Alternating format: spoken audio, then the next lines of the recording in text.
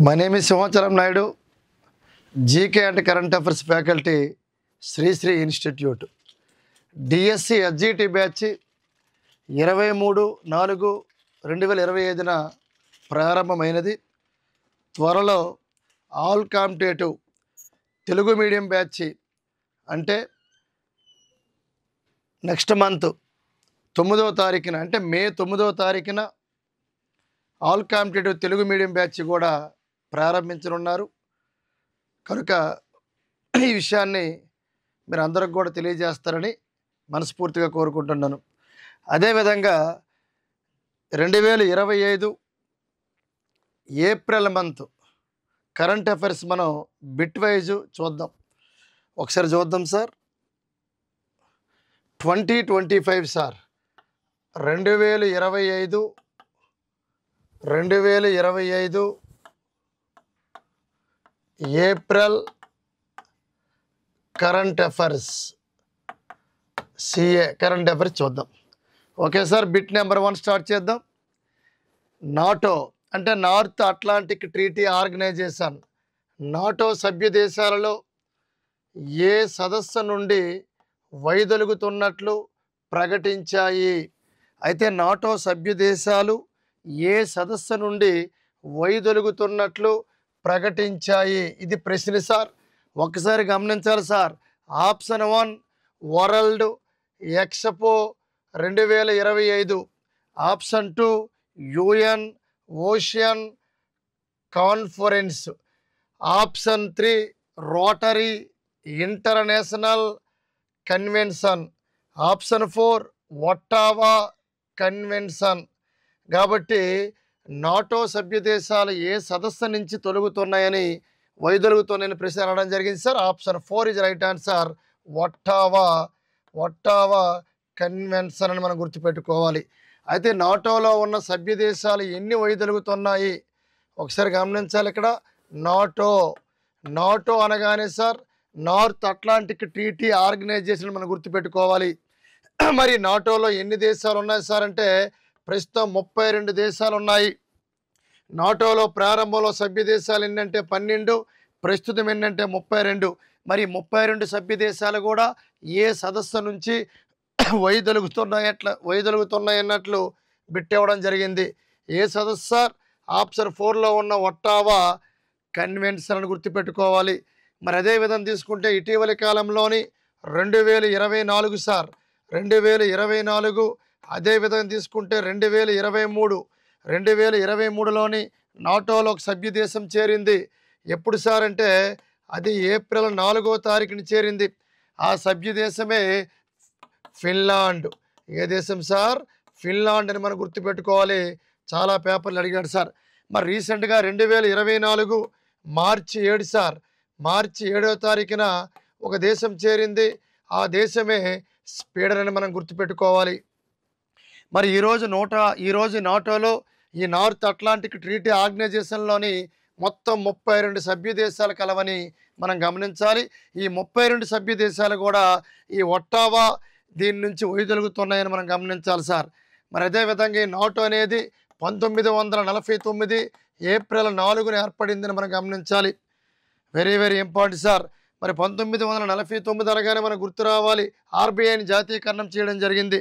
మరి అదే విధంగా తీసుకుంటే సార్ ఈ నాటో ప్రధాన కార్యాలయం అడిగిన డిఎస్సి పేపర్లో ఆ నాటో ప్రధాన కార్యాలయం ఏంటి సార్ అంటే బ్రస్సెల్స్ గుర్తుపెట్టుకోవాలి. బెల్జియం దేశంలో ఉన్న బ్రస్సెల్స్ ఇది నాటో యొక్క ప్రధాన కార్యాలయం అని మనం గమనించాలి. మరి అదేవిధంగా తెలంగాణ మొన్న జరిగిన గ్రూప్ 2 పేపర్ తీసుకుంటే సార్ ఈ గ్రూప్ 2 పేపరు తెలంగాణలోని 2024 డిసెంబర్లోని తెలంగాణ గ్రూప్ 2 మెయిన్స్లోని ఈ నాటో మీద 2 ప్రశ్నలు అడిగాడు సార్. ఒక ప్రశ్న ఏంటి సార్ అంటే ఈ క్రింది వాళ్ళలోని నాటో ప్రధాన కార్యాలయం ఎక్కడ కలదన్నాడు. ఈ ఆప్షన్లో బ్రస్సెల్స్ ఇచ్చాడు, అదొకటి రైట్ సార్. ఇంకో ప్రశ్న తెలంగాణ గ్రూప్ 2లో 2024 డిసెంబర్ కరెంట్ అఫైర్స్ మనం తీసుకుంటే నాటోలోని చివరి దేశం స్వీడన్ అనేది ఎప్పుడు చేరింది అడిగాడు సార్. 2024 మార్చి 7 అని మనం గమనించాలి. మరి అదే విధంగా తీసుకుంటే నాటో అనగానే మనకి ప్రపంచంలోనే అతి శక్తివంతమైన మిలిటరీ గ్రూప్ అని నువ్వు గమనించాలి. Biggest military group in the world this is NATO అని మనం చెప్పుకోవచ్చు. మరి ఈ నాటోలోని ఎందుకు సార్ ఇన్ని దేశాలు చేరుతున్నాయి? ఈరోజు ఉక్రెయిన్కి రష్యాకి యుద్ధం జరుగుతుంది. దాదాపుగా 3 ఏళ్ళు దగ్గర 3 ఏళ్ళు అవుతుంది. మరి ఉక్రెయిన్ అనేది నాటోలో చేరడానికి చాలా ప్రయత్నాలు చేస్తోంది.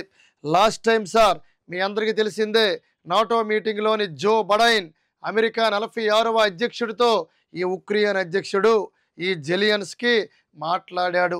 మమ్మల్ని నాటోలో చేర్చమంటే ఆ జో బైడెన్ ఒకటే మాట చెప్పాడు, మిమ్మల్ని చేర్చుకోలేము కానీ చేయూతనిస్తామన్నాడు. అంటే సపోర్ట్ చేస్తామని చెప్పాడు అని నువ్వు గమనించాలి. ఎందుకు సార్ చేర్చుకోలేరంటే నాటోలోని 32 దేశాలు ఉన్నాయన్నాం. ఈ 32 దేశాలు కూడా ఏ దేశం వ్యతిరేకించినా ఇంకొక దేశాన్ని తీసుకోవడం జరగదని నువ్వు గుర్తుపెట్టుకోవాలి. నాటోలో 32 దేశాలు 31 దేశాలు ఓటేసి ఒక దేశం అపోజిషన్ ఓటేస్తే ఆ కంట్రీని తీసుకోరు. అంటే 32 దేశాలు కూడా సమ్మతంగా ఓకే చెప్పాలి. 32 దేశాలు కూడా అన్నీ కూడా ఓటేయాలి. అప్పుడు ఆ దేశాన్ని తీసుకుంటాయి సార్. ఒకసారి నాటోలోకి ఎంటర్ అయిన తర్వాత మరి నాటో దేశాలపై ఏదైనా ఒక దేశం తిరుగుబాటు చేస్తే ఈ నాటోలో ఉన్న 32 దేశాలు ఒకటయి ఆ దేశాన్ని తిప్పి కొడతాయని నువ్వు గమనించాలి. అందుకే biggest military group in the world అని మనం చెప్పుకోవచ్చు ఈ నాటోని. మరి అదేవిధంగా కరెంట్ అఫైర్స్లో అదే తెలంగాణ గ్రూప్ 2లో 2 క్వశ్చన్లు వచ్చాయని చెప్పాను. అదేవిధంగా డిఎస్సిలో ఈ నాటో యొక్క ప్రధాన కార్యాలయం ఎక్కడుందని అడిగాడు, బ్రస్సెల్స్. మరి అదేవిధంగా తీసుకుంటే రీసెంట్గా జరిగిన పేపర్ జీడీల్లోని ఈ నాటో సమావేశాలు అడిగాడు సార్. ఎప్పుడు జరిగాయి సార్ ఈ నాటో 1వ నాటో సమావేశం? 1వ నాటో ఈ సమ్మిట్ అనేది, ఈ 1వ నాటో సమ్మిట్ ఎక్కడ జరిగింది సార్? ఫ్రాన్స్ రాజధాని పారిస్. ఎప్పుడు జరిగిందంటే 1957లో జరిగింది. ఇది స్టాక్ జీకే. ఇప్పుడు కరెంట్ అఫైర్స్ పరంగా ఈ జీడీ పేపర్లు ఏమడిగాడు సార్ అంటే మొన్న జరిగింది 32వ నాటో. ఈ 32వ నాటో సమ్మిట్ ఎక్కడ జరిగిందని అడిగాడు సార్. 32వ నాటో సమ్మిట్ ఎక్కడ జరిగింది ఎలా గుర్తుపెట్టుకోవాలి సార్ అంటే మనం యుఎన్ఓ అనేది కోడ్ తీసుకోండి సార్. యుఎన్ఓలో మొదటి అక్షరం యు ఉంది కాబట్టి యుఎస్ఏలో జరిగింది. అంటే అమెరికా, యునైటెడ్ స్టేట్స్ ఆఫ్ అమెరికాలో జరిగింది. ఎప్పుడు జరిగింది సార్? 32వ నాటో సమ్మిట్ ఎప్పుడు జరిగిందంటే ఇదే ఏడాది 2024లో జరిగిందని గమనించాలి. మరి అదేవిధంగా నెక్స్ట్ జరగబోయేది 33వ నాటో సమ్మిట్. 33వ నాటో సమ్మిట్ ఎక్కడ జరగబోతుంది సార్ అంటే ఇక్కడ ఎన్ ఉంది కాబట్టి నెదర్లాండ్లో జరగబోతుంది. గమనించాలి సార్, నెదర్లాండ్. ఈ నెదర్లాండ్లో ఎప్పుడు జరగబోతుందంటే 2025లో జరగబోతుంది నెక్స్ట్ నాటో సమ్మిట్. ఇది అడిగాడు సార్ జీడి. ఇక్కడ గ్రూప్ 2లో 2 క్వశ్చన్లు అడిగాడు. అదేవిధంగా డిఎస్సి పేపర్లో హెడ్ క్వార్టర్ అడిగాడు. ప్రజెంట్ నాటోలో కంట్రీస్ ఎన్ని ఉన్నాయి అడిగాడు, 32. ఆ 32 కంట్రీస్ కూడా ఏ సదస్సు నుంచి వైదొలుగుతున్నాయి అన్నాడు. అదే ఆప్షన్ 4లో ఉంది, ఒట్టావా కన్వెన్షన్ అని గుర్తుపెట్టుకోండి sir. Very very very important. ఇంకో మాట చెప్పాలి, ఒకసారి గ్రూప్ 1లో ఏం అడిగాడు సార్ అంటే ఆర్టికల్ 5 గురించి అడిగాడు. ఏంటి సార్ ఆర్టికల్ 5? నాటో ఏం చెప్తుంది? ఆర్టికల్ 5 అంటే ఇంకేం లేదు సార్, నాటోలోని ఏదైనా నాటోలో లేని కంట్రీ వేరే కంట్రీ నాటో దేశాలపైన తిరుగుబాటు చేస్తే నాటోలో ఉన్న కంట్రీస్ అన్నీ కూడా ఆ దేశం పైన తిరుగుబాటు చేస్తాయి. అదే ఆర్టికల్ 5 సార్. అది గ్రూప్ 1లో క్వశ్చన్ వచ్చిందని మనం గుర్తుపెట్టుకోవాలి. ఇది very very very very important sir. ఒక బిట్ తీసుకోండి, ఇదంతా కరెంట్ డేటా. ఎక్కడ సమావేశం జరిగింది ఇవన్నీ చూసుకోవాలి. ప్రజెంట్ కంట్రీస్, రీసెంట్గా చేరిన కంట్రీ ఏది, హెడ్ క్వార్టర్ ఎక్కడ ఉంది గుర్తుపెట్టుకోవాలి. Very very important sir. Next bit ఒకసారి మనం చూద్దాం. ఓకే సార్, మన కరెంట్ అఫైర్స్ అంటున్నాం 2025 ఏప్రిల్ కరెంట్ అఫైర్స్ అని గుర్తుపెట్టుకోవాలి ప్రతి బిట్ కూడాను. న్యాయ రంగంలోని పరస్పర సమాచార మార్పిడి సహకారం కోసం భారతదేశము మరియు ఏ దేశం మధ్య ఒప్పందం జరిగింది? ఆడొకటి అడుగుతాడు, న్యాయ రంగం అన్నాడు, పరస్పర సమాచారం ఇచ్చిపుచ్చుకోవడం. ఈ ఇచ్చిపుచ్చుకోవడం అనేది, ఈ సహకారం అనేది భారతదేశంతో పాటు మరి ఏ దేశం మధ్య ఈ ఒప్పందం అనేది జరిగిందని ప్రశ్నించాడు. అంటే వాడు గుర్తుపెట్టుకోవాలి, న్యాయ రంగం కాబట్టి భారతదేశానికి ప్రజెంట్ 51వ సుప్రీంకోర్టు ప్రధాన న్యాయమూర్తి, అతనికున్ను మరొక దేశానికి చెందిన ప్రధాన న్యాయమూర్తికి మధ్య ఈ ఒప్పందం జరిగింది సార్. ఇదే 2025 ఏప్రిల్లోని. మరి భారతదేశానికి చెందిన 51వ సుప్రీంకోర్టు ప్రధాన న్యాయమూర్తి సంజీవ్ ఖన్నా. ఎవరు సార్ ఇతను?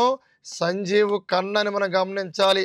అప్కమింగ్ రాబోతున్న వ్యక్తి. మొన్నే మనం మాట్లాడాం 52వ సుప్రీంకోర్టు ప్రధాన న్యాయమూర్తి నెక్స్ట్ మంత్ రాబోతున్నారు 2025 మేలో అన్నాం. భూషణ్ రామకృష్ణ భూషణ్ గవాయ్ అని మనం చెప్పడం జరిగింది. Very very important. మరి భారతదేశానికి ప్రజెంట్ ఈ సుప్రీంకోర్టు ప్రధాన న్యాయమూర్తి అయిన సంజయ్ ఖన్నా. అదేవిధంగా తీసుకుంటే ప్రధానంగా నేపాల్. ఈ నేపాల్ దేశానికి చెందిన ప్రధాన న్యాయమూర్తి మధ్య ఒక ఒప్పందం జరిగింది సార్. ఏంటి సార్ అంటే పరస్పర సమాచార మార్పిడి. అంటే ఇంకేం లేదు, న్యాయపరమైన సలహాలను మనం నేపాల్ నుంచి పొందొచ్చు, అదేవిధంగా భారత్ నుంచి వాళ్ళు మన సహకారం తీసుకోవచ్చు. అది ఇక్కడ భారతదేశంలో ఉన్నత న్యాయస్థానం సుప్రీంకోర్టు, అక్కడ నేపాల్ యొక్క న్యాయస్థానం నుంచి సలహాలను తీసుకోవచ్చు. మరి ఎవరెవరి మధ్య ఒప్పందం జరిగిందంటే భారత నేపాల్ మధ్య నువ్వు గమనించాలి. భారత సుప్రీంకోర్టు అదేవిధంగా నేపాల్ దేశం యొక్క న్యాయస్థానానికి మధ్య ఈ ఒప్పందం జరిగిందని గమనించాలి sir. Very very very very important. Nepal జాతీయ జంతువు అడిగిన డిఎస్సిలోని ఆవు అని మనం గుర్తుపెట్టుకోవాలి. ఒక పేపర్లో రావడం జరిగింది సార్. నెక్స్ట్ బిట్ చూద్దాం. ఇటీవలే PM schedule Abhyudaya Yojana PM Ajay క్రింద ఉన్న గ్రామాలను మోడల్ గ్రామాలుగా ప్రకటించెను. ఒకసారి బిట్ అబ్జర్వ్ చేయండి sir. PM schedule Abhyudaya Yojana అంటే పిఎం అజయ్ ఎన్ని గ్రామాలు మోడల్ గ్రామాలుగా మార్చారు? పిఎం అజయ్ క్రింద ఉన్న గ్రామాలను మోడల్ గ్రామాలుగా ప్రకటించారు. ఎన్ని గ్రామాలను ప్రకటించారు సార్? ఒకసారి గమనించాలి. ఇక్కడ తప్పు పడింది 4, 9, 9, 1 సార్. రెండో ఆప్షన్ 2 రైట్ ఆన్సర్. 4991 గ్రామాలను మోడల్ గ్రామాలుగా మార్చడం జరిగింది. ఏ స్కీమ్ సార్? చూసుకోవాలి. PM Ajay very very important, నువ్వు గమనించాలి. నెక్స్ట్ క్వశ్చన్ మనం తీసుకుంటే ఆసియాలోని మొదటి లిఫ్ట్ బ్రిడ్జ్ ఉన్న పాంబాను వంతెన పిఎం మోడీ ఎక్కడ ప్రారంభించారు? ఆసియాలోనే మొదటి లిఫ్ట్ బ్రిడ్జ్ ఉన్న పాంబాను వంతెన పిఎం మోడీ ఎక్కడ ప్రారంభించారు? ఒక్కసారి గమనించాలి. మన ఇండియా మ్యాప్ తీసుకుంటే ఇక్కడ ఉన్న రాష్ట్రం ఏదంటే మీ అందరికీ తెలిసిందే తమిళనాడు. ఇక్కడ ఉన్న దేశం ఏదంటే శ్రీలంక. మరి అక్కడ బిట్టి మనం గమనించాలి. పాంబన వంతెన అన్నాడు. ఈ పాంబన వంతెనను ప్రధానమంత్రి మోడీ ఎక్కడ ప్రారంభించారు? ఇప్పుడు దీన్ని బట్టి మనం ఆన్సర్ చేయొచ్చు. ఇదిగో తమిళనాడు, ఇదిగో శ్రీలంక. భారత్ తమిళనాడు మధ్య ఏమేమి ఉన్నాయి సార్ అంటే పాక్ జలసంధి. సరిహద్దు ప్రాంతాలు తీసుకుంటే పాక్ జల సంధి అని మనం గమనించాలి. పాక్ జలసంధి. అదేవిధంగా తీసుకుంటే మన్నార్ సింధు శాఖ. అదేవిధంగా తీసుకుంటే ఆడమ్స్ బ్రిడ్జు లేదా రామసేతు.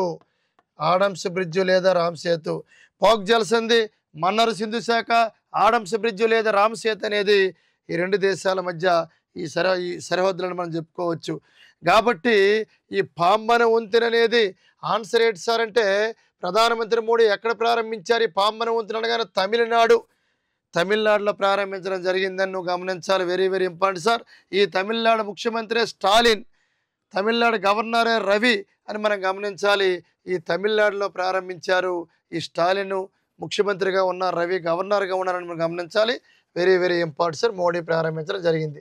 అయితే ఇక్కడ సరిహద్దులు వచ్చాయి కాబట్టి డిఎస్సి ఎస్జిటి పేపర్లోని ఏమడిగాడు సార్ అంటే మనం ఇలా ఇండియా మ్యాప్ రఫ్గా తీసుకుంటే మన భారతదేశంలోని ఇది భారత్, ఈ భారత్కు ఈ చైనాకు మధ్య ఉన్న సరిహద్దు రేఖ ఏదడిగాడు? మెక్మోహన్ రేఖ. ఏ రేఖ సార్? మెక్మోహన్ రేఖ భారత్ చైనా మధ్య. అదేవిధంగా తీసుకుంటే భారత్కు ఆఫ్ఘనిస్తాన్ సార్. ఈ భారత్కు ఆఫ్ఘనిస్తాన్కి సరిహద్దు రేఖ ఏదంటే ఈ భారత పాకిస్తాన్, భారత చైనా, భారత ఆఫ్ఘనిస్తాన్. ఈ భారత్ ఆఫ్ఘనిస్తాన్ మధ్య డ్యూరాండ్, ఈ డ్యూరాండ్ అనేది ఈ సరిహద్దు రేఖగా ఉంది. అదేవిధంగా భారత్ పాకిస్తాన్కి మీ అందరికీ తెలిసిందే రాడ్ క్లిప్. రాడ్ క్లిప్ అనేది భారత పాకిస్తాన్ మధ్య సరిహద్దు రేఖ. భారత్ శ్రీలంక మాట్లాడాం, ఇక్కడ భారత్ బంగ్లాదేశ్ ఉంది. ఈ భారత్కి ఈ బంగ్లాదేశ్కి మధ్య సరిహద్దు రేఖలు పాక్ జలసంధి, మన్నర్ సింధు శాఖ, ఆడమ్స్ బ్రిడ్జు, రామసేతు అనేది ఈ రెండు రాష్ట్రాలు, ఈ తమిళనాడుకి శ్రీలంక ఎలా చెప్పామో ఇక్కడ కూడా సరిహద్దు రేఖలు ఉన్నాయి. ఎక్కడ సార్ అంటే ఇదిగోండి, ఇది వెస్ట్ బెంగాల్, ఇది బంగ్లాదేశ్. కాబట్టి భారత్ బంగ్లాదేశ్ మధ్య 3 బిగా కారిడార్, 3 బిగా కారిడార్. అదేవిధంగా తీసుకుంటే ఫరక్కా బ్యారేజ్, ఫరక్కా బ్యారేజ్ అని గమనించాలి. అదేవిధంగా చాలా డిఎస్సి పేపర్లో 16 డిగ్రీల అక్షాంశం ఏ రెండు దేశాలను విభజిస్తుంది, 17 డిగ్రీల అక్షాంశం ఏ రెండు, అదేవిధంగా 38 డిగ్రీల అక్షాంశం ఏ రెండు, అదేవిధంగా 49 డిగ్రీల అక్షాంశం ఏ రెండు దేశాలు విభజిస్తుంది. 16 అయితే నమీబియా, అంగోలియా, 17 అయితే ఉత్తర వియత్నా, దక్షిణ వియత్నా, 38 అయితే ఉత్తర కొరియా, దక్షిణ కొరియా, 49 అయితే అమెరికా, కెనడా. 24 డిగ్రీల అక్షాంశం అనేది ఏ రెండు దేశాలను విభజిస్తుందంటే భారత్ పాకిస్తాన్. 24 డిగ్రీల రేఖాంశం అనేది ఏ రెండు దేశాల మధ్య విభజిస్తుంది అడుగుతాడు, జర్మనీ, పోలాండ్. అదేవిధంగా మానర్హిమ్ రేఖ రష్యా, ఫిన్లాండ్ని విభజిస్తుంది. చాలా చాలా ఇంపార్టెంట్ సార్. అమూర్ నది ఏ రెండు దేశాలు విభజిస్తుంది, మెకాంగ్ నది ఏ రెండు దేశాలు విభజిస్తుంది, సాల్వాల్ నది ఏ రెండు దేశాలు విభజిస్తుంది. ఇలాగ ఈ సరిహద్దు రేఖల మీద ఖచ్చితంగా క్వశ్చన్ డిఎస్సిలో ఫ్రేమ్ అయిందని మనం గమనించాలి. చాలా చెప్పుకోవచ్చు ఇవన్నీ. కాబట్టి మనకు పాంబన్ ఎప్పుడు వచ్చిందో తమిళనాడు గుర్తు రావాలి, ఆ సరిహద్దు ప్రాంతాలు గుర్తు రావాలి. ఈ లిఫ్ట్ బ్రిడ్జ్ నరేంద్ర మోడీ గారు ప్రారంభించాలని మనం గమనించాలి. Okay sir, next question. ప్రపంచంలోనే మొదటిసారిగా సముద్రము లోపల ఏఐ డేటా సెంటర్ ఏర్పాటు చేసిన తొలి దేశం ఏది అన్నాడు. ఏఐ అంటే ఆర్టిఫిషియల్ డేటా సెంటర్ను ప్రపంచంలోనే మొదటిసారిగా సముద్రము లోపల ఈ డేటా సెంటర్ను, ఆర్టిఫిషియల్ డేటా సెంటర్ను ఏర్పాటు చేసిన తొలి దేశం ఏదంటే, చేసిన దేశం అడిగాడు. Option 4 sir, China. Very very very important. ఇక్కడ లాస్ట్ దీన్ని బేస్ అయ్యి మనం ఒక స్టాక్ జీకే పరంగా ఒక 2-4 ప్రశ్నలు మాట్లాడుకుందాం. అమెరికాలో ఉంది కాబట్టి సూర్యుడు అస్తమించే దేశం ఏదంటే అమెరికా. అదేవిధంగా తీసుకుంటే జపాన్ అంటే సూర్యుడు ఉదయించే దేశం అని గుర్తుపెట్టుకో, జపాను. అదేవిధంగా నార్వే అంటే midnight sun sir, midnight sun అని గుర్తుపెట్టుకోవాలి. మిడ్ నైట్ సన్, అర్ధరాత్రి సూర్యుడు ఉదయించే దేశం ఏదంటే నార్వే. కాబట్టి చైనా అన్నాను. చైనా ప్రస్తుత అధ్యక్షుడు ఎవరంటే జీన్ పింగ్ అని మనం గుర్తుపెట్టుకోవాలి. కరెంట్ అఫైర్స్ పరంగా very very important. Jinping China అధ్యక్షుడు. చైనా ప్రధానమంత్రి ఎవరు సార్ అంటే ప్రస్తుతం లీ క్యాంగ్ అనేవాడు ప్రజెంట్ చైనా ప్రధానమంత్రి Li Qiang. Very very important. ఈ ఆర్టిఫిషియల్ డేటా సెంటర్ను ప్రపంచంలోనే మొట్టమొదటిసారిగా సముద్రం లోపల ఏర్పాటు చేసిన దేశం ఏదంటే చైనా అని మనం గుర్తుపెట్టుకోవాలి. నెక్స్ట్ పెట్టి చూద్దాం సార్. 5వది ఇదండి ఫోర్బ్స్ అండి. ఈ ఫోర్బ్స్ నివేదిక ప్రకారం ప్రపంచంలోనే అత్యంత ధనిక మహిళగా ఎవరు నిలిచారు. ప్రతి ఏటా ఫోర్బ్స్ అనేది ఒక రిపోర్ట్ ఇస్తుంది. మరి ఈ రిపోర్ట్లో ప్రపంచంలోని మహిళల పరంగా తీసుకున్న, పురుషుల పరంగా తీసుకున్న ధనవంతుల జాబితాను ఈ ఫోర్బ్స్ అనేది వెలువడించనున్నది. కాబట్టి ప్రపంచంలోనే మహిళల పరంగా తీసుకుంటే ఆప్షన్ 1 సావిత్రి జిందాల్ ఇచ్చాడు, ఆప్షన్ 3 రేఖా రూబువాలా ఇచ్చాడు, నీతి అంబానీ, ఆప్షన్ 4 అలైస్ వాల్టాన్. కాబట్టి ఫోర్బ్స్ నివేదిక ప్రకారం ప్రపంచంలో అత్యంత ధనిక మహిళ ఎవరు సార్ అంటే అమెరికా దేశానికి చెందిన Alice Walton. Very very very important. మరి అదే విధంగా తీసుకుంటే ఈ ఫోర్బ్స్ నివేదిక ప్రకారం భారతదేశంలోనే ఎక్కువ ఈ 2025 ఏప్రిల్ కరెంట్ అఫైర్స్ ప్రకారం భారతదేశంలోనే ధనవంతురాలైన మహిళ ఎవరంటే సావిత్రి సావిత్రి జిందాల్. Savitri Jindal first place. తర్వాత రెండో ధనవంతురాలు ఎవరు సార్ అంటే Rekha. Very very important sir, Rekha రూబ్ అని మనం గమనించాలి. ప్రపంచంలో తీసుకుంటే అలైస్ వాల్టన్, భారతదేశంలో తీసుకుంటే సావిత్రి జిందాల్ అని మనం గుర్తుపెట్టుకోవాలి. అలాగే తీసుకుంటే ప్రపంచంలోనే బాగా ధనవంతుడు ఎవరంటే అంబానీ, బాగా మనం గుర్తుపెట్టుకోవాలి. ఇతను బాగా సంపద కలిగిన వ్యక్తిని మనం చెప్పుకోవచ్చు. ఓకే సార్, నెక్స్ట్ బిట్ చూద్దాం. ఇటీవలే శ్రీలంక అత్యున్నత పురస్కారం శ్రీలంక మిత్రభూషణ్, శ్రీలంక మిత్రభూషణ్ అవార్డుతో ఎవరిని సత్కరించారు? భారతదేశంలో అత్యున్నతమైన పౌర పురస్కారం భారతరత్న ఎలాగో శ్రీలంకలోని అత్యున్నతమైన పౌర పురస్కారం ఏదంటే శ్రీలంక మిత్రభూషణ్. మరి శ్రీలంక మిత్రభూషణ్ని ఎవరికి ఇవ్వడం జరిగిందని చెప్పడం జరిగింది sir. Very very important, Narendra Modi అని మనం గుర్తుపెట్టుకోవాలి. ఎవరికి ఇచ్చారు సార్? ప్రధానమంత్రి మోడీకి ఇవ్వడం జరిగింది. అయితే ఆప్షన్ 1 ద్రౌపది ముర్ము, జైశంకర్, అమిత్ షా, మోడీ ఇచ్చారు. ఆన్సర్ మోడీకి ఇవ్వడం జరిగింది. ఇటీవల కాలంలోని మోడీ ఇదే ఏప్రిల్ 2025 ఏప్రిల్లోని ఇతను పర్యటనకి వెళ్ళడం జరిగింది. నరేంద్ర మోడీ గారు పర్యటనకి వెళ్ళిన తర్వాత ఆ దేశ ప్రభుత్వం అత్యున్నతమైన పౌర పురస్కారంతో మోడీని సత్కరించిందని మనం గమనించాలి సార్. మరి ఇక్కడ ద్రౌపది ముర్ము ఎవరు సార్ అంటావు? భారతదేశానికి ప్రస్తుత రాష్ట్రపతి ఎవరు సార్ అంటే ద్రౌపది ముర్ము. సంతాలి ట్రైబ్, ఒడిస్సా రాష్ట్రానికి చెందిన మహిళ. భారతదేశానికి తొలి మహిళా రాష్ట్రపతి ఎవరంటే ప్రతిభా పాటేల్. అమరావతిలో మహారాష్ట్రలో పుట్టింది ఆవిడ, ప్రతిభా సింగ్ పాటేల్ లేదా ప్రతిభా పాటేల్. కాబట్టి ప్రజెంట్ భారతదేశానికి రాష్ట్రపతి ఎవరంటే ద్రౌపది ముర్ము. ఈవిడది ఒడిస్సా రాష్ట్రము, సంతాలి ట్రైబ్ అని గుర్తుపెట్టుకో. మరి ఇతను ఎవరు సార్ అంటే హోమ్ మినిస్టర్. భారతదేశానికి హోంశాఖలో హోంమంత్రిగా పనిచేస్తున్న వ్యక్తి ఎవరంటే Indian home minister Amit Shah. మరి ఇతను ఎవరు సార్? ఆప్షన్లో జైశంకర్ ఉంది, విదేశాంగ శాఖ మంత్రి. కాబట్టి భారత విదేశాంగ వ్యవహారాల శాఖ మంత్రి జైశంకర్ని మనం గుర్తుపెట్టుకోవాలి సార్. మన శ్రీలంక అత్యున్నతమైన పురస్కారం మిత్రభూషణ్ అనేది నరేంద్ర మోడీకి ఇవ్వడం జరిగింది. నెక్స్ట్ బిట్ చూడండి సార్. పోర్చుగల్ రాజధాని ఏదంటే లిస్బన్. ఈ లిస్బన్ సిటీ యొక్క ప్రతిష్టాత్మక సిటీ కీ ఆఫ్ ఆనర్ అవార్డుతో ఎవరిని సత్కరించారు అని అడిగాడు. చాలా చాలా ఇంపార్టెంట్, ఒకసారి అబ్జర్వ్ చేయి. పోర్చుగల్ రాజధాని లిస్బన్. ఈ లిస్బన్ సిటీ ఈ సిటీ యొక్క ప్రతిష్టాత్మక సిటీకి ఆఫ్ ఆనర్ అవార్డుతో ఎవరిని సత్కరించారు ఈ పోర్చుగల్లో అడిగాడు. ద్రౌపది ముర్ముని మనం గుర్తుపెట్టుకోవాలి. ఎలాగ సార్ అంటావు? ఇక్కడ జగదీప్ ధంకర్ ఇచ్చాడు, అశ్విని వైష్ణవ్ ఇచ్చాడు, రాజ్నాథ్ సింగ్ ఆప్షన్లు ఇవ్వడం జరిగింది. మరి మనకి జగదీప్ ధంకర్ అంటే భారతదేశ తొలి ఉపరాష్ట్రపతి.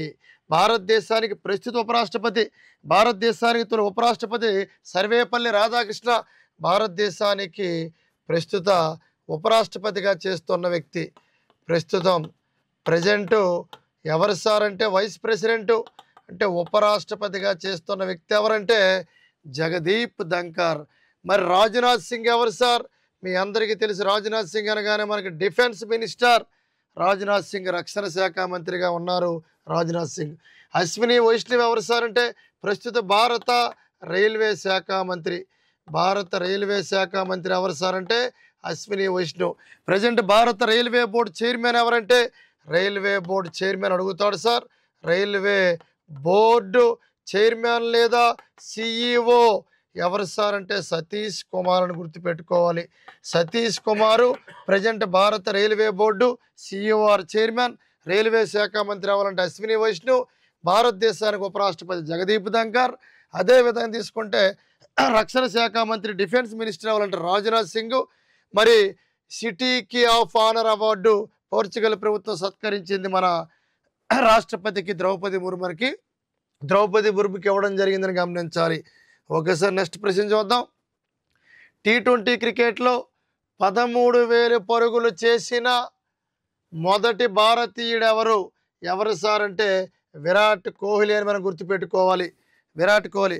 ప్రపంచంలో తీసుకుంటే సార్ టీ20లోని ఎక్కువ పరుగులు చేసిన బ్యాట్స్‌మ్యాన్ ఎవరంటే టీ20లో ప్రపంచంలోని ప్రధానంగా ఎక్కువ పరుగులు అంటే ఐపీఎల్ మ్యాచ్‌లు ఉన్నాయి, టీ20లో ఉన్నాయి, జనరల్ ఫార్మాట్స్ ఉన్నాయి. అవి మనం పక్కన పెడితే ఇక్కడ టీ20 క్రికెట్‌లో 13,000 పరుగులు చేసిన మొదటి భారతీయుడు కోహ్లీ. మరి ప్రపంచంలో ఎవరంటే క్రిస్ గేల్‌ని మనం గుర్తుపెట్టుకోవాలి. ప్రపంచంలో ఎవరంటే క్రిస్ గేల్‌ని మనం గుర్తుపెట్టుకోవాలి. మరి ఐపీఎల్‌లో రికార్డులన్నీ ఇతని పేరు మీదుగా ఉన్నాయి. ఐపీఎల్‌లో వేగవంతమైన సెంచరీ చేసిన బ్యాట్స్‌మ్యాన్ ఎవరంటే ఈ వెస్టిండీస్‌కి చెందిన క్రిస్ గేలే. వేగవంతమైన సెంచరీ పూర్తి చేసిన బ్యాట్స్‌మ్యాన్ క్రిస్ గేల్‌ని మనం గమనించాలి. మరి అదే విధంగా నేను మన క్రికెట్ మ్యాచ్ మనం చూసుకోవడం జరిగింది. 35 బాల్‌లోని 100 పరుగులు చేశాడు. 14 ఏళ్ల బాలుడు. సూర్యవంశీ అనే వ్యక్తి. వైభవ్ సూర్యవంశ్ మీ అందరికీ తెలిసిందే. వైభవ్ సూర్యవంశ్. వైభవ్ ఈ సూర్యవంశ్ అనే అబ్బాయి 14 సంవత్సరాల వయస్సు ఇతంది. 14 ఏళ్ళు దాటైంది కొద్ది రోజులు. 14 సంవత్సరాలు సమ్ డేస్.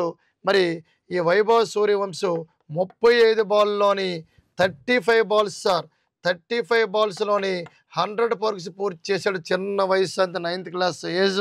మరి ఇతను భారతదేశంలోనే అతి చిన్న వయసులోనే టీ20లలో వేగవంతమైన సెంచరీ చేసిన బ్యాట్స్మెన్ ఎవరంటే నిన్ననే చేశాడు వైభవ్ సూర్యవంశీని గమనించాలి. అయితే క్రిస్ గేల్ ఉన్నాడు. ఈ గేల్ అనేవాడు 30 బంతుల్లో చేయడం జరిగింది టీ20లోనే. కానీ ఇతను 35 బంతుల్లో చేశాడు. రోహిత్ శర్మ కూడా చేయడం జరిగింది. కానీ చిన్న వయసులోనే 35 బంతులకు 100 పరుగులు చేసిన బ్యాట్స్మెన్ ఎవరు సార్ అంటే వైభవ్ సూర్యవంశీని నువ్వు గమనించాలి. Very very important. మరి అదేవిధంగా నెక్స్ట్ బిట్ ఒకసారి చూద్దాం సార్. ఇండియాలోని మొదటిసారిగా నాటో ఎలక్ట్రానిక్స్ రోడ్ షో ఎక్కడ జరిగింది? ఏ electronic sir? NATO electronic road show ఇండియాలో ఎక్కడ జరిగింది అన్నాం. మనం ఇందాక మాట్లాడాం నాటో అని. North Atlantic Treaty NATO. నాటోలో 32 దేశాలు అన్నాం. ఇందులో 30 దేశాలు, ఇందులో 2 దేశాలు వేరు వేరు ఖండాల నుంచి ఉన్నాయని కూడా నువ్వు గమనించాలి. అదేవిధంగా 30 దేశాలు 2 దేశాలు మొత్తం కలిపితే 32 దేశాలు నాటోలో ఉన్నాయి. అదేవిధంగా తీసుకుంటే ఈ నాటో ఎలక్ట్రానిక్ రోడ్ షో ఎక్కడ జరిగింది అడిగాడు. ఢిల్లీ, అహ్మదాబాదు, ముంబై, బెంగళూరులో జరిగింది సార్. నువ్వు గమనించాలి. ఎక్కడంటే బెంగళూరులో జరిగిందని గమనించాలి. అయితే జనరల్గా మనం అబ్జర్వ్ చేయాలి. ఇక్కడ బెంగళూరుని ఈజీ పోల్చొచ్చు. ఎందుకు సార్ అంటే ఎలక్ట్రానిక్ రోడ్ షో అన్నాడు. ఎలక్ట్రానిక్ రోడ్ షో అనగానే మనకి బెంగళూరు అంటే గుర్తు రావాలి. Electronic city of India Bengaluru, science city of India Bengaluru, silicon city of India Bengaluru, space city of India Bengaluru, computer city of India Bengaluru. కాబట్టి ఆ విధంగా కూడా మన ఆప్షన్లో పోల్చొచ్చు బెంగళూరు అనగానే. మరి అదేవిధంగా ఢిల్లీ అనగానే మన అందరికీ తెలుసు ఇండియన్ గేట్ ఏదంటే ఢిల్లీ. ముంబై అంటే gate way of India Mumbai. Gate way of India, gate way of India అని దేన్ని పిలుస్తామంటే గేట్ వే ఆఫ్ ఇండియా అని దేన్ని పిలుస్తామంటే ముంబై అని పిలుస్తాం. ముంబై అనగానే భారతదేశం యొక్క ఆర్థిక రాజధాని ముంబై, భారతదేశం యొక్క వాణిజ్య రాజధాని ముంబై. సిటీ ఆఫ్ 7 ఐలాండ్స్ అంటారు. సప్త ద్వీపాల నగరం ఏదంటే ముంబై. ఛత్రపతి శివాజీ ఇంటర్నేషనల్ ఎయిర్పోర్ట్ ఎక్కడ ఉందంటే ముంబైలో ఉంది. అతి పెద్ద ఓడరేవు ఏదంటే ముంబై. అతి రద్దీ ఓడరేవు ఏదంటే ముంబై. భారతదేశంలో క్విట్ ఇండియా మూమెంటు 1942 ఆగస్టు 8న ఎక్కడ మొదలైందంటే ముంబైలో మొదలైంది. క్రాంతి మైదానంలో మొదలైంది. ముంబైలో క్రికెట్ మైదానాలు 2 ఉన్నాయి. ఇటీవలి కాలంలో కరెంట్ అఫైర్స్ పరంగా మాట్లాడుకుంటే విరాట్ కోహ్లీ వాంఖాడే స్టేడియంలోని 50వ సెంచరీని పూర్తి చేశాడు విరాట్ కోహ్లీ. న్యూజిలాండ్ దేశం పైన పూర్తి చేయడం జరిగింది. ఏ స్టేడియం అంటే వాంఖాడే స్టేడియం. ఇది గుర్తుపెట్టుకోవాలి. క్విట్ ఇండియా మూవ్మెంట్ ఇక్కడే స్టార్ట్ అయింది. ముంబైలో రైల్వే జోన్స్ ఉన్నాయి. మధ్య రైల్వే జోన్ ముంబైలో ఉంది, ఛత్రపతి శివాజీ టెర్మినల్ వద్ద. పశ్చిమ రైల్వే జోన్ ముంబైలో ఉంది, చర్చ్ గేట్ వద్ద. 2011 జనాభా లెక్కల ప్రకారం భారతదేశంలో జనాభా పరంగా పెద్ద నగరం ఏదన్నా ఈ ముంబై అని మనం గుర్తుపెట్టుకోవాలి. కాబట్టి ముంబైలోని ప్రధానంగా బాలీవుడ్ ఎక్కడే ఉంది. బాలీవుడ్ ఎక్కడ ఉంది సార్ అంటే ముంబైలో ఉంది.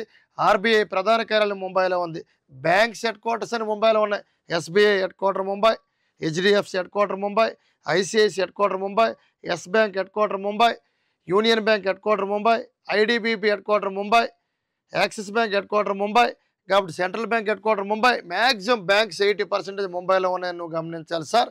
ఇలా ముంబై గురించి మనం ఎంతైనా చెప్పుకోవచ్చు. భారతదేశంలో మొట్టమొదటిసారి రైల్వే మార్గాలను ముంబై టు తానే మధ్య 1853 ఏప్రిల్ 16న 34 కిలోమీటర్ల దూరంతో ఏర్పాటు చేయడం జరిగింది. ఇలా ఎన్నేం చెప్పొచ్చు. ఒకటి గుర్తుపెట్టుకో, ఇక్కడ ఈజీ ఎలాగ మనం నాటో ఎలక్ట్రానిక్ రోడ్ షో అనేది ఎక్కడ జరిగింది, ఎలక్ట్రానిక్ సిటీ గుర్తు రావాలి, బెంగళూరు పెట్టగలగాలి. అహ్మదాబాద్ అందరికీ తెలిసిందే. మాంచెస్టర్ ఆఫ్ ఇండియా అని దేని పిలుస్తామంటే Ahmedabad. Manchester of north Indian దేని పిలుస్తాం సార్ అంటే Kanpur. Manchester of south Indian దేని పిలుస్తామంటే కోయంబత్తూరు. నువ్వు గమనించాలి. ఇలా మనం చెప్పుకుంటే ఆప్షన్ బట్టి ఎన్ని బిట్లు అని చెప్పుకోవచ్చు సార్. నెక్స్ట్ వన్ మనం మాట్లాడుకుంటే గుండుపోటు ప్రమాదాన్ని నివారించగలిగే, గమనించాలి సార్, లెసుడ్ గుండుపోటు ప్రమాదాన్ని నివారించగలిగే లెసుడు జిరిన్ మెడిసిన్ ఏ దేశం శాస్త్రవేత్తలు కనుక్కున్నారు? Very very important. ఏం సార్ హార్ట్ అటాక్ అన్నాం, టెతస్కోప్ను కనుగొన్నది రేలెన్నిక్. మరి అదేవిధంగా ఇటువంటి గుండుపోటు ప్రమాదాన్ని నివారించగలిగే లెసుడిజిరాన్ మెడిసిన్ ఏ దేశ శాస్త్రవేత్తలు కనుక్కున్నారు సార్ అంటే అమెరికా దేశానికి చెందిన వారు కనుక్కున్నారని మనం గమనించాలి సార్. Very very important. అమెరికాకి చెందిన వారు కనుక్కున్నారు. నెక్స్ట్ బిట్ చూద్దాం సార్. అంతర్జాతీయ తేడా అభివృద్ధి చూసుకోండి. అంతర్జాతీయ అభివృద్ధి, తేడా అభివృద్ధి, అదేవిధంగా శాంతి దినోత్సవం ఎప్పుడు జరుపుకుంటున్నారు? April 4, April 3, April 2, April 6. April 6 అని నువ్వు గమనించాలి సార్. ఏదంటే అంతర్జాతీయ తేడా అభివృద్ధి శాంతి దినోత్సవాన్ని ఏప్రిల్ 6ని. మనకి very very important. April 7 world health day, ప్రపంచ ఆరోగ్య దినోత్సవాన్ని ఎప్పుడు జరుపుకుంటామంటే ఏప్రిల్ 7ని మనం గమనించాలి సార్. Very very important. చూడండి, గుండెపోటు ప్రమాదాన్ని నివారించగలిగే లెసుడిజిరాన్ మెడిసిన్ ఏ దేశ శాస్త్రవేత్తలు కనుక్కున్నారంటే అమెరికా అని మనం గమనించాలి సార్. Very very important.